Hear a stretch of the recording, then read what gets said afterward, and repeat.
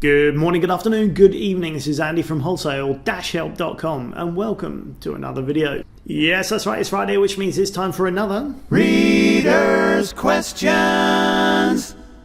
Today's question comes from Steve, and Steve's talking about damaged returns. But before we hear Steve's question, I do want to address a few emails that I received recently regarding the recent video that I made called How to Make $70,000 on eBay in 2 months. Now, it might not have been 100% clear to some people what was going on there. So just to clarify, the question for that video came from Jeff. Now, he was asking me a question about the email that he received that was entitled How to Make $70,000 on eBay in 2 months. So just to be clear, I wasn't beating up on Jeff. He's part of the wholesale help community, and he asked a very good question about this email from God knows whoever, about God knows whatever he was trying to promote at the time. But I was merely using that example to explain that sales figures and turnover mean nothing compared to your bottom line, compared to your profit, what is actually going into your pocket. And I didn't even mention on that video about tax. Now, obviously, you've got to take tax off your profit as well, so that reduces it even more. So yes, I was having a little bit of fun with the email, but it wasn't at Jeff's expense. It was purely directed at the guy who was trying to sensationalize his earnings on eBay, which, to be honest, was mediocre at best. Leaving that aside, today we're going to be talking about eBay returns because Steve got in touch and Steve was talking to me about his experience. So let's hear from Steve, shall we? Hi Andy, I hope you're keeping well. I wonder if you could help me out here. I sell on eBay and have over 3,000 items for sale. I sell about 600 transactions a month. I have about 20 returns a month. So here goes. eBay returns process. I'm getting more and more returns used, damaged, and not resaleable. Has this ever happened to you, and how do you deal with it? Because at the moment my 100-meter bubble wrap is getting kicked around the office. And if I ring eBay, they say refund them and appeal. FFS. I know you sell clothes, so if someone washed it, shrunk it, and then sent it back damaged and returned via eBay, what would you do?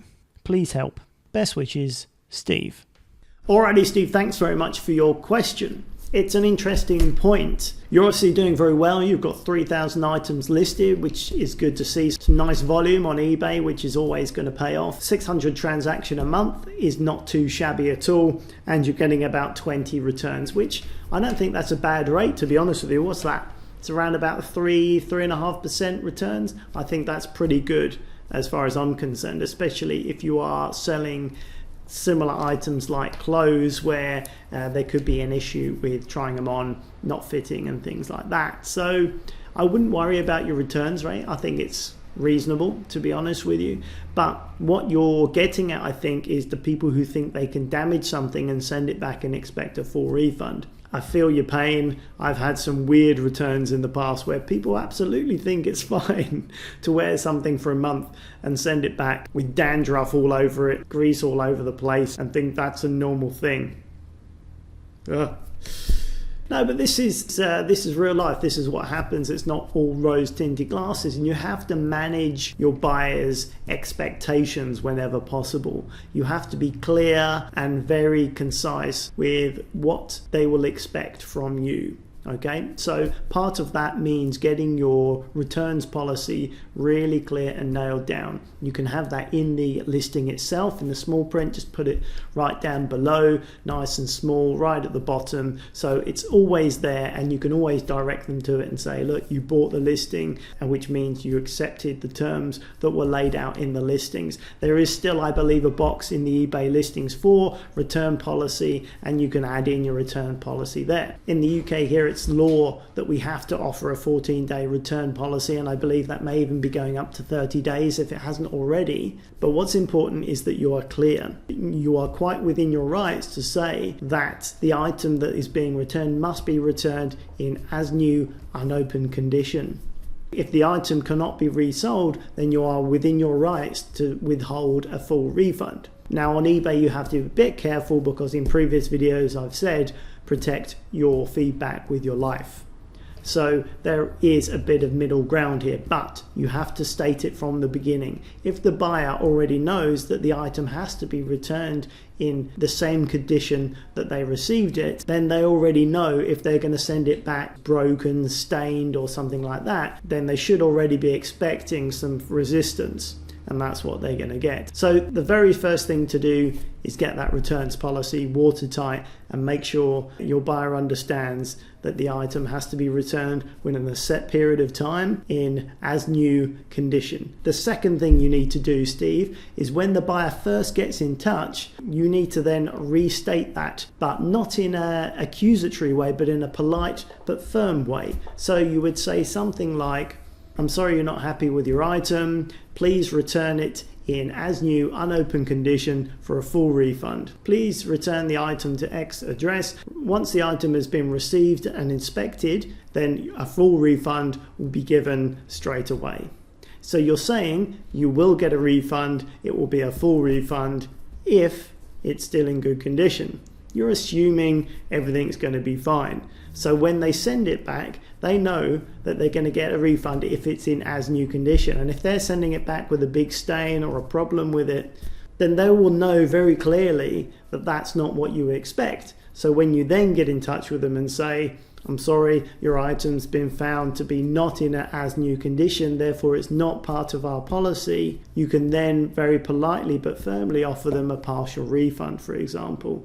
It may be that if you give them 50% back, you're not going to lose too much money from that. You've got to work out that for yourself based on your cost of your stock and the cost of your postage and things like that. And pick your battles. If there's something that you really have to stand your ground on, stand your ground. If financially you haven't had many returns recently and you've got an inkling this guy's going to be an utter donut, then sometimes you have to swallow your pride and just give him the money back. Because if you give him the money back, the guy or girl is going to go away.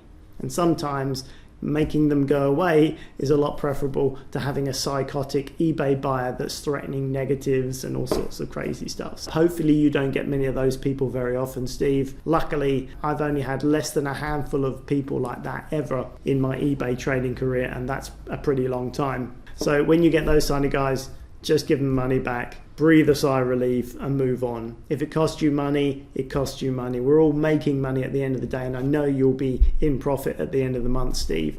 So if you lose a little bit of that profit, so be it. Take one on the chin and move on. Most of the time, I think you can limit the issues by being very clear about your returns policy and stating it all the way along without threatening, but making it clear whilst being polite. And I think that is the balance and the trade-off. You don't want to be accusing anyone, you don't want to be bullying anyone, but you make it clear what the policy is before, in the middle, and at the end. It won't come out of nowhere, and they won't 1 minute be expecting a full refund and then finding out suddenly they're not getting it. Hopefully that has been of use to you. Now, before you run off to your weekends, I just want to mention that I've made a decision to jump on a whole new social network, which is Snapchat. So if you want more unedited short videos from me to do with what's going on in my everyday life, to do with eBay, to do with Amazon, and general online business, then add me on Snapchat. Here's my username. Pause that, open up Snapchat, search for me and add me, and then you can follow my snaps and see what I've been getting up to. I'm really looking forward to trying out a whole new platform. So if you're into Snapchat or you'd like to get into Snapchat, it's free to download on your Android and your iPhone. So that pretty much wraps it up for this video. I hope you have found it interesting. I hope you have a great weekend, and I look forward to speaking to you very soon on Snapchat or back here next week on the Wholesale Help YouTube channel. Thanks for watching. Bye for now.